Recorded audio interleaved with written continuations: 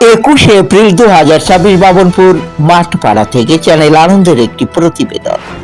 দলপতি রমেন্দ্রনাথ বৈদ্য তার দলের মতুয়া মহোৎসব আয়োজন করেন। 20 এপ্রিল 2026 অনুষ্ঠানের সূচনা হয়। 21 এপ্রিল 2026 অনুষ্ঠান সূচিতে থাকে হরিনাম সংকীর্তন এবং হরিকথা, তার সঙ্গে থাকে বস্ত্র বিতরণ। মতুয়া দর্শন নিয়ে এক প্রাণবন্ত আলোচনা করেন বিশিষ্ট সমাজসেবক আনন্দ বিশ্বাস। শিক্ষার আলো জ্বালাতে হবে।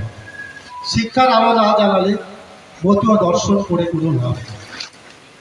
ঠাকুর তো বলেছেন, আপনার কি বলেছেন, যে খাও বা না খাও তাতে দুঃখ নেই।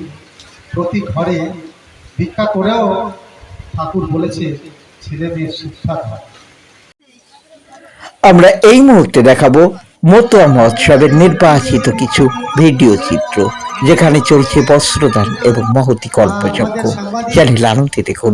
সেই আর আপনি সবাই আসল থেকে ফেলে দেখেন, বগুড়চাঁদের পাশে যিনি বসে আছেন আমাদের গ্রামেরই লোক, জাতির জন্য যে কি করেছেন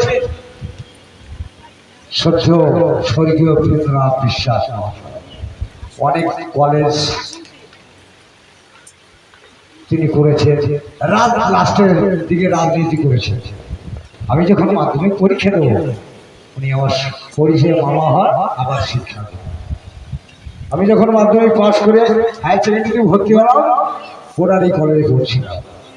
সেদিন বলছিল, বাবা রে, এই জাতি আমাদের খেতে দেবে না, আরম্ভ করেছে, এরা চিন্তা করে শিক্ষিত করে দিলাম।